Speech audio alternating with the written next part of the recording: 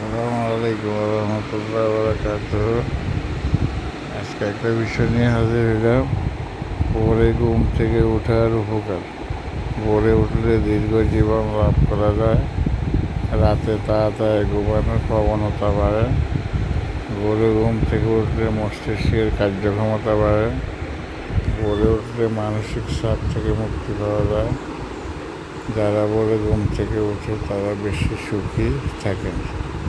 ভিডিওটা লাইক দেবেন, শেয়ার করবেন, সাবস্ক্রাইব করবেন, সবাইকে জানা দেবেন।